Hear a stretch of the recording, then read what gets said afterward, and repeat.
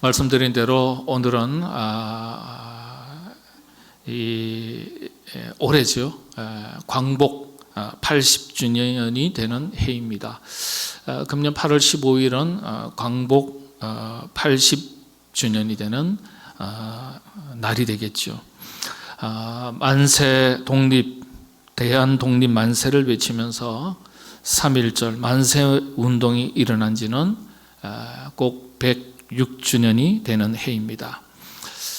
다시는 이 땅에 민족의 비극과 고통이 없도록 우리 모든 국민들이 뜻을 모으고 마음을 모으고 나라를 잘 지켜갈 수 있어야 되겠습니다. 지금 국정 혼란이 계속 이어지고 있습니다만 하나의 과도기라 그렇게 생각합니다. 이런 과도기를 거치면서 우리나라가 또 우리 온 국민들이 더욱더 성숙해지고 미래를 향해서 또다시 도전하고 또 발전하고 번영하는 또 하나의 계기가 될 수 있도록 국민들이 지혜를 모으고 또 하나님께서 우리나라 이 나라의 민족 가운데 은혜를 더해 주시기를 바랍니다. 106년 전 일어났던 3.1 운동, 그냥 일어나는 게 아니죠. 기폭제, 도화선이 된 사건들이 있었습니다.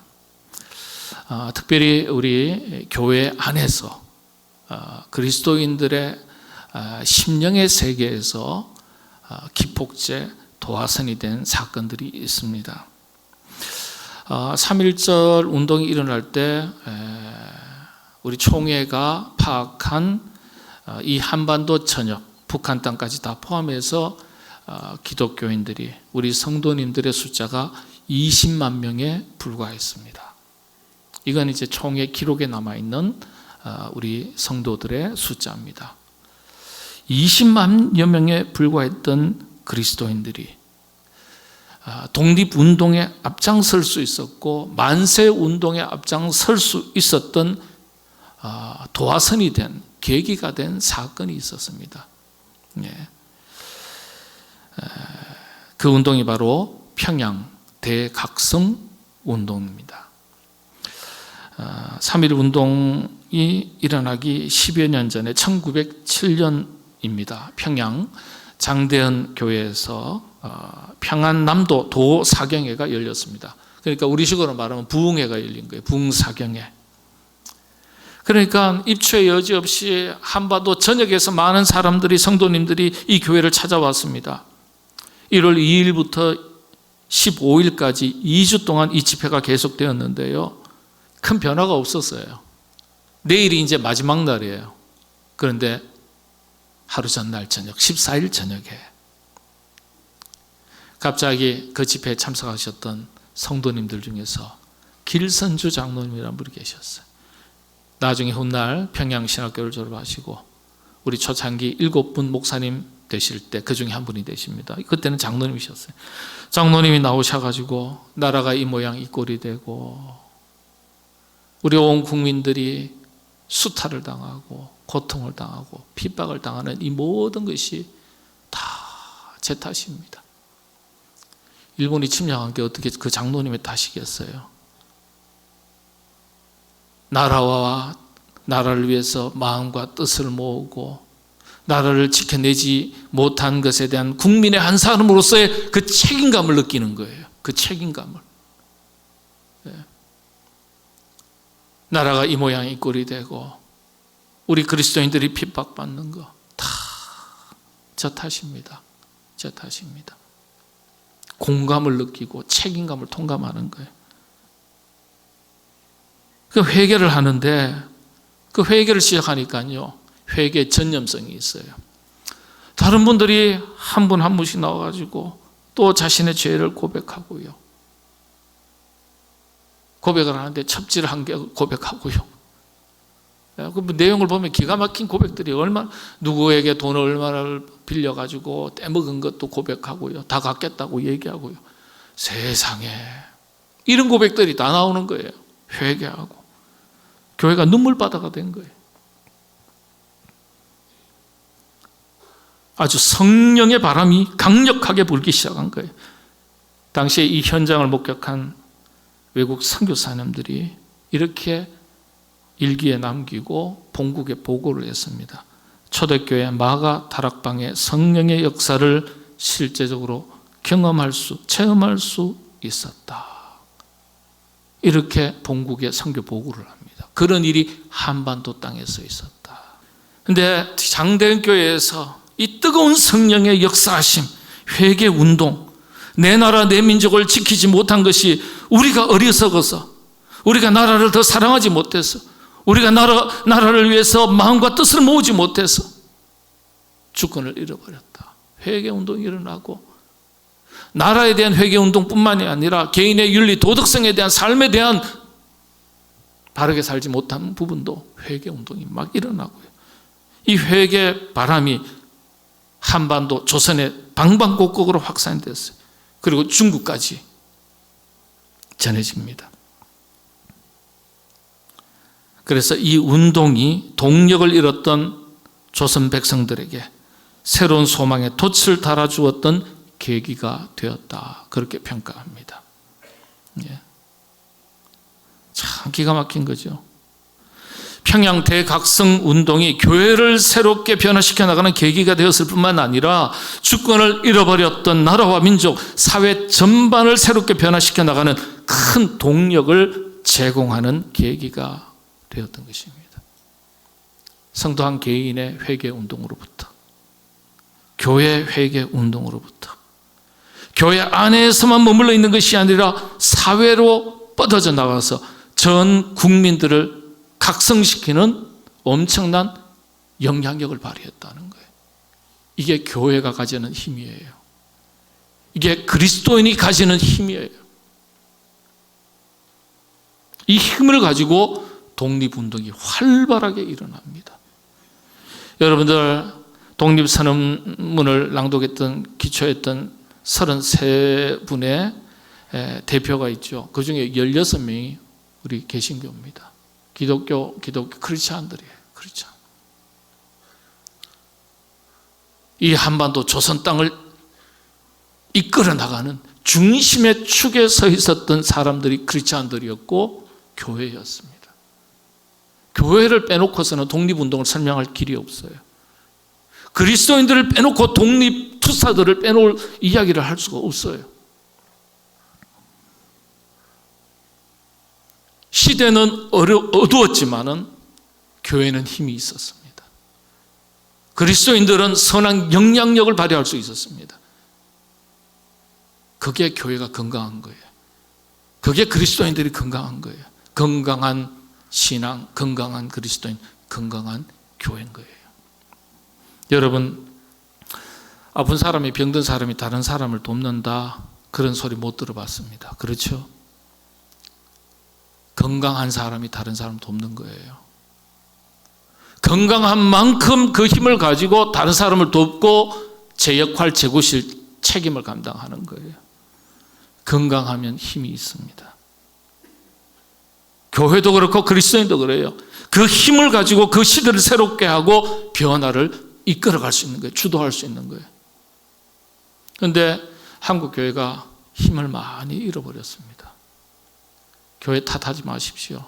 우리 자신이 작은 교회 아니겠습니까?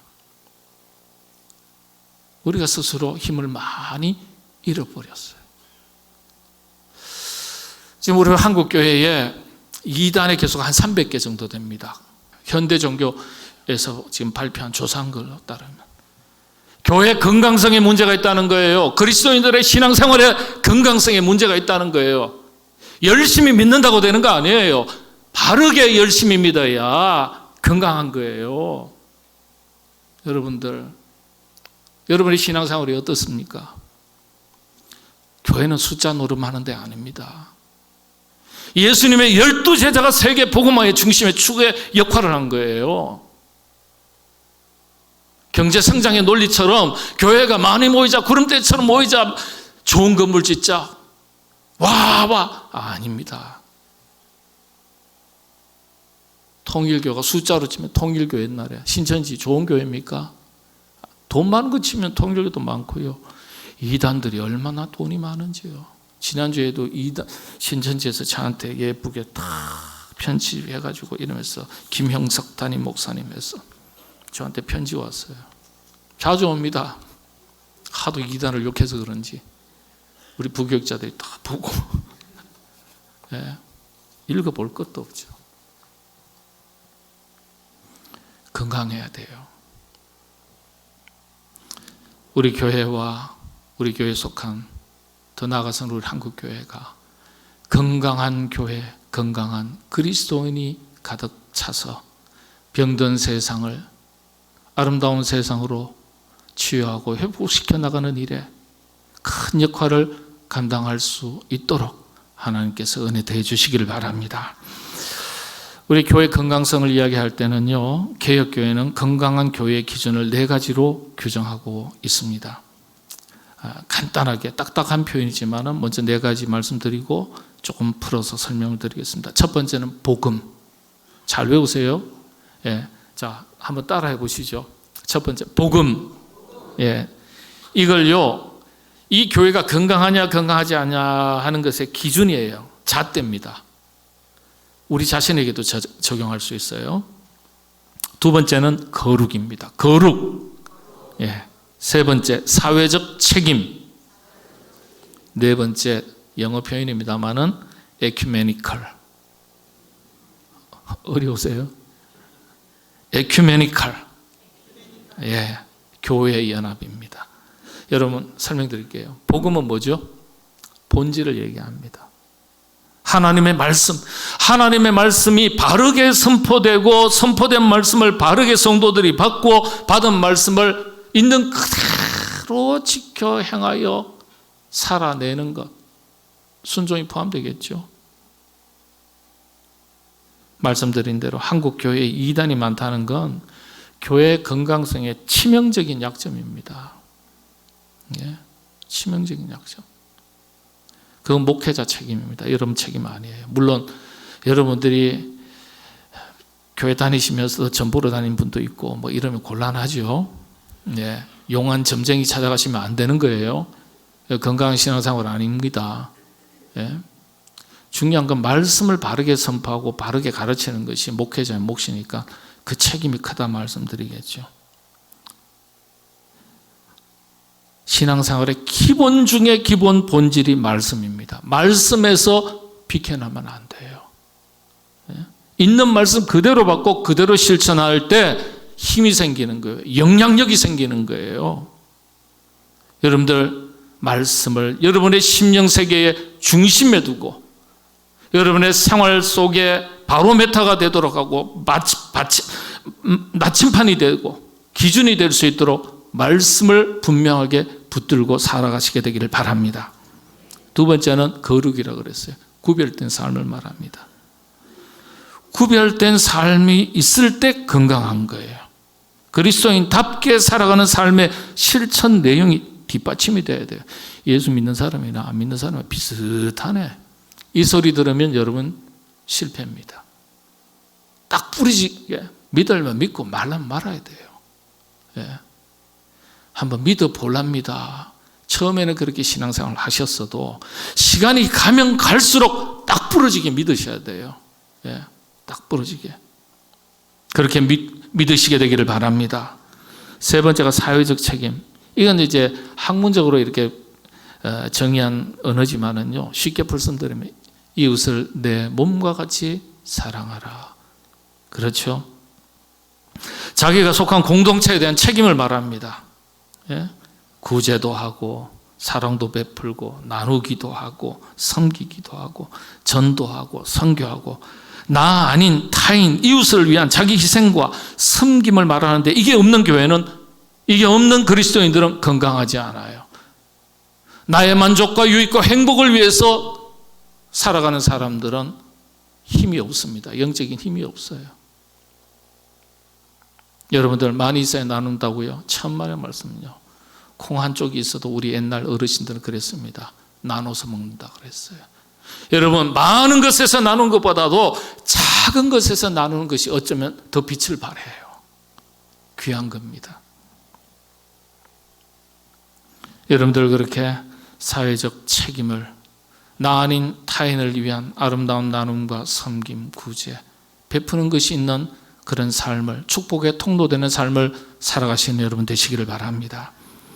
네 번째가 에큐메니칼이라고 그랬어요. 에큐메니칼이라는 용어는요, 지상의 교회는 하나거든요. 왜냐? 그리스도 몸이기 때문에. 우리 교회는 오른팔이라고 생각하면 다른 이웃에 있는, 다른 동네에 있는 교회는 왼팔이 될 수 있는 거예요. 또 다른 교회는 발이 될 수 있는 거예요. 누구는 눈이 되고 누구는 귀가 되죠. 서로 연합하여 그리스도의 몸을 이루는 거예요. 그래서 교회와 교회의 연합을 말할 때 에큐메니칼이라는 단어를 사용합니다. 그럼요, 우리가 한 사람으로서 사람과 사람의 이 연합을 말할 때는 어떤 용어를 쓰죠? 코이노니아를 말합니다. 코이노니아, 교제를 말합니다. 기본 정신은 연합과 일치, 사랑의 교제입니다. 한국 교회는 너무 개교회주의예요. 그런 점에서 건강하지 못합니다.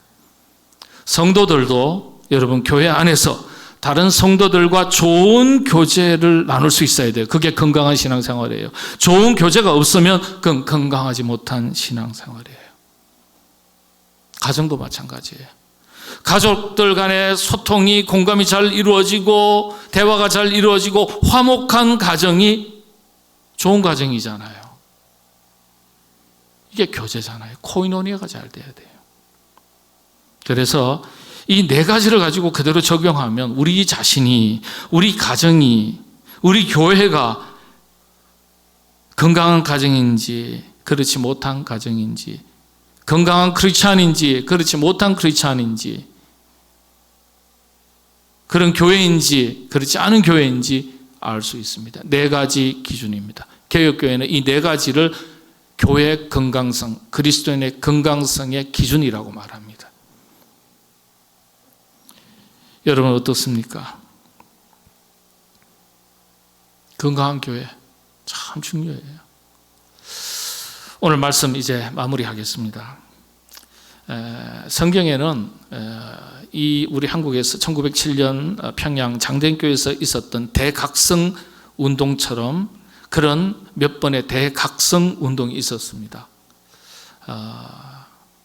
예를 들면 개인으로서는 야곱의 가정에, 성경에 기록된 첫 번째 부흥회는 가정부흥회였어요. 가정부흥회. 야곱이 그때 외쳤던, 가족들을 불러 모아서 외쳤던 일성이 베델로 올라가자. 무슨 뜻일까요? 하나님의 집이잖아요. 말씀으로 돌아가자. 본질로 돌아가자.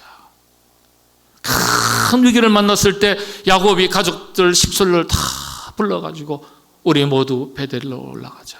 말씀으로 돌아가자. 하나님께로 돌아가자. 본질로 돌아가자. 그리하면 하나님께서 우리 가정을, 가문을 이 큰 위기에서 건져주실 것이다. 가정부흥회가 야곱에게서 첫 번째 기록됩니다. 그리고 이스라엘 민족 공동체로서의 대각성운동은 오늘 여호수아 24장에 기록된 내용입니다. 이건 이스라엘 백성들의 대각성운동이에요. 대각성운동.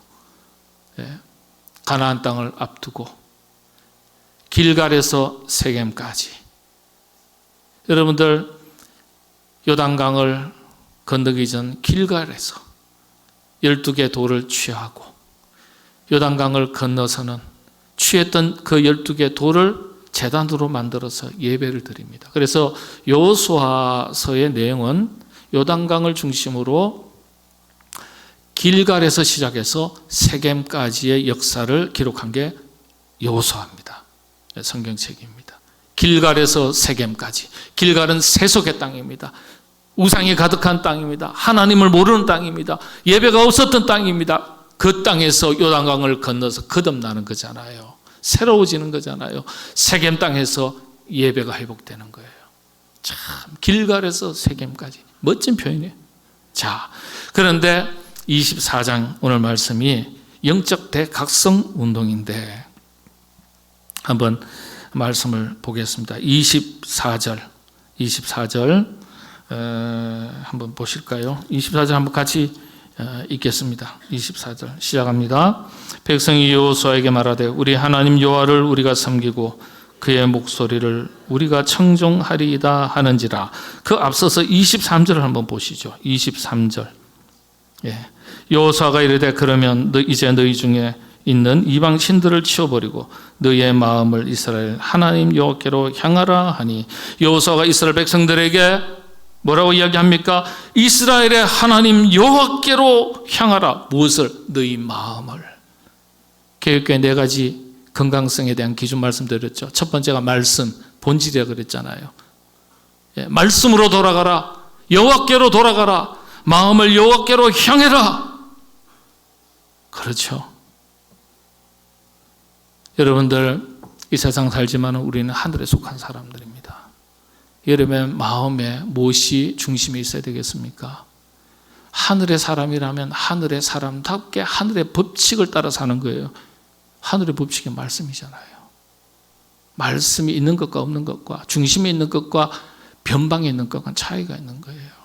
여러분들은 언제나 하나님의 말씀, 본질을 중심에 두고 살아가시게 되기를 바랍니다.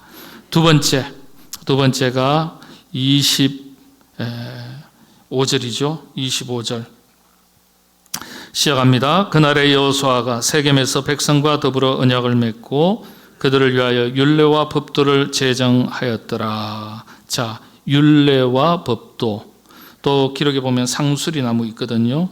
이건 전부 다 거룩을 상징하는 단어입니다. 율례와 법도, 상수리 나무. 우리 십자가 이거 상수리 나무로 만들었어요. 제가 주문해가지고요. 신목이라 그럽니다. 거룩한 나무. 거룩이에요. 거룩은 구별됨을 말합니다. 구별됨. 네. 그리스도인이면 그리스도인다운 삶이 우리 삶의 내용 가운데 있어야 돼요. 구별됨이 있냐? 여러분 자신을 비춰보십시오. 그러면 건강한지 건강하지 않은지 알 수 있습니다. 세 번째, 사회적 책임이라고 말씀드렸죠. 28절 보겠습니다. 백성들을 보내어 각기 기업으로 돌아가게 하였더라. 기업으로 돌아가라.